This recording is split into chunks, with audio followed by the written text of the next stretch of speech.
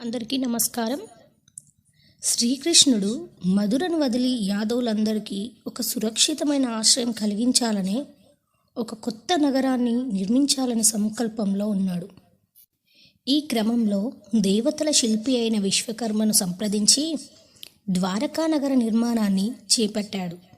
శ్రీకృష్ణుడు విశ్వకర్మను తన దగ్గరికి పిలుచుకొని, ఓ విశ్వకర్మ మహాశయ, మధురలో నిత్యం భయంతో జీవించాల్సిన పరిస్థితి ఎదుర్కొచ్చింది. శ్రీకృష్ణుడు మధురను వదిలి యాదవులందరికీ సురక్షితమైన ఆశ్రయం కలిగించే ఒక కొత్త నగరాన్ని నిర్మించాలనే సంకల్పంలో ఉన్నాడు. ఈ క్రమంలో దేవతల శిల్పి అయిన విశ్వకర్మను సంప్రదించి ద్వారకా నగర నిర్మాణాన్ని చేపట్టాడు. నేను వారికి సముద్ర తీరంలో ఒక కొత్త రాజధాని నిర్మించాలని సంకల్పించాను. నువ్వు ఆ నగరాన్ని నిర్మించగలవా అని అడుగుతాడు. అప్పుడు విశ్వకర్మ శ్రీకృష్ణునితో ఇలా అంటాడు, ప్రభు, మీ ఆదేశం నాకు పావనమైనది. కానీ అద్భుతమైన నగరాన్ని నిర్మించడానికి నాకు ఒక విశిష్టమైన సాధనం అవసరం. బ్రహ్మదేవుని దగ్గర 3 మహత్తరమైన పెన్నులు ఉన్నాయి. వాటిలో ఒక్కటి కూడా లేకుండా నేను ఈ కార్యాన్ని పూర్తిగా నెరవేర్చలేనని చెప్తారు.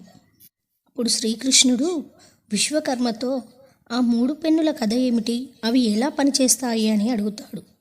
విశ్వకర్మ, ఓ వాసుదేవ, ఆ 3 పెన్నులు విశిష్టమైన శిల్పోపకరణాలు. అవి ఈ లోకంలో అద్భుతమైన నగరాలను నిర్మించడానికి మాత్రమే ఉపయోగించబడతాయి అని అంటారు.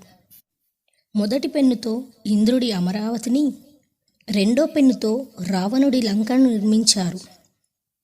మూడో పెన్ను భవిష్యత్తులో ఒక అపూర్వమైన నగర నిర్మాణానికి ఉద్దేశించబడినది. ఈ 3వ పెన్ను మీ ద్వారకా నిర్మాణానికి అవసరం, కానీ అది ప్రస్తుతం బ్రహ్మదేవుని ఆధీనంలో ఉంది. శ్రీకృష్ణుడు బ్రహ్మదేవుని వద్దకు వెళ్ళి, ప్రణామం బ్రహ్మదేవ, యాదవ వంశానికి శాశ్వతమైన వాసస్థలం అవసరం. విశ్వకర్మ చెప్పిన 3వ పెన్ను లేకుండా ఆ నిర్మాణం పూర్తి కాదు. దయచేసి మీరు మాకు దానిని ప్రసాదించండి. అప్పుడు బ్రహ్మదేవుడు కృష్ణునితో ఇలా అంటాడు, ఈ పెన్ను భవిష్యత్తులో భగవంతుని చేత ఒక దివ్య నగరం నిర్మించడానికి ఉద్దేశించబడింది. ఇప్పుడు నువ్వు ఆ పనిని చేయాలనుకుంటున్నావా?